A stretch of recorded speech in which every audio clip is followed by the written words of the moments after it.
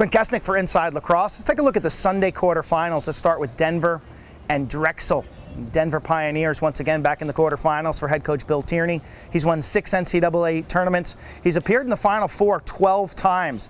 Denver's an offensive-oriented group with guys like Wes Berg, Jack Bobzian. I love their first midfield. Zach Miller, an attackman. It'll be interesting to see whether Tyler Pace comes back. He hurt his ankle last week. Sean Cannizzaro filled in so nobly. And then, speaking of Noble, Jeremy Noble. Wings of face-offs, transition guy, great passer with more than 30 assists. Denver's offense under Matt Brown as their offensive coordinator is very slick. They shoot a ridiculously high percentage, a good extra man. They can possess the ball if they need to. They can run in transition. One weakness, I think, of the Pioneers, a lot of specialists. You know, they run off. They clear. They're going to run guys off.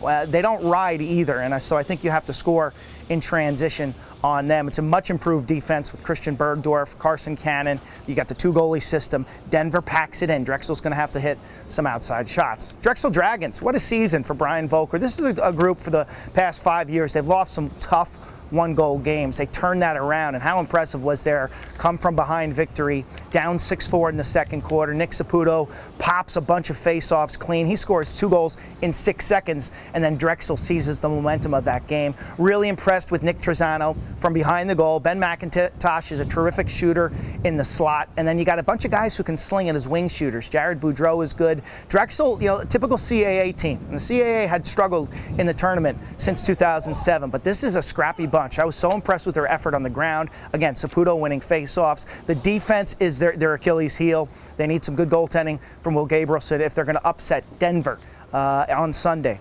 Other game is Duke against Johns Hopkins, and it's a classic. These two teams have met in the tournament a bunch of times in the national championship game. Duke comes in, loses 3 games this year. First midfield has been unstoppable lately. Miles Jones, Deemer Class, Christian Walsh. You got Jordan Wolf down low. You got Josh Dion in the crease. It's a very good group. Expect Hopkins to double pole. They'll mix man and zone concepts. It'll be interesting. How do you guard that first midfield? Do you switch? Do you double? Do you what do you do? Do you not slide to Walsh, but you get the quick double team to Miles Jones? We'll see. Face-offs are so important for Duke as well with Brendan Fowler, because I think they're protecting a defense right now that's not really playing that well without Luke Dupree. Duke has lost a lot of their swagger in the middle portion of the field without Dupree. I think they're vulnerable. If Hopkins can make them double team, if they can get them sliding with the 2-man games, I think Hopkins can pick apart the Duke defense much like they did to Virginia's defense.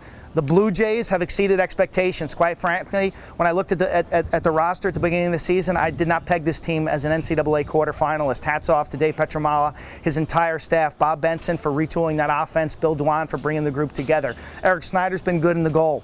The defense around Jack Riley has been solid. Pellegrino's a great energy guy. Face-offs have been standout with Drew Kennedy, and that's going to be a key to this game. If Kennedy gets whitewashed by Fowler, I don't know if Hopkins has a chance. The offense seems to be getting better now in the late portions of the season. They've had their ups and downs, but Rob Guida and Connor Reed are getting to the goal. If those guys can draw doubles, you know, the skill guys down low are going to be a threat. Brandon Benn had a great game against Virginia. Wells Stanwyck, just when you're about to write him off, he scores a bunch of unassisted goals. You know, he's good enough now to run by a quality defender if you don't double him. Now, if you're going to double him, then things are going to open up off ball for guys like Ryan Brown. So I think Hopkins will score. I think Duke will score. I think it's going to be a great game on Sunday. ESPNU, it's the NCAA quarterfinals.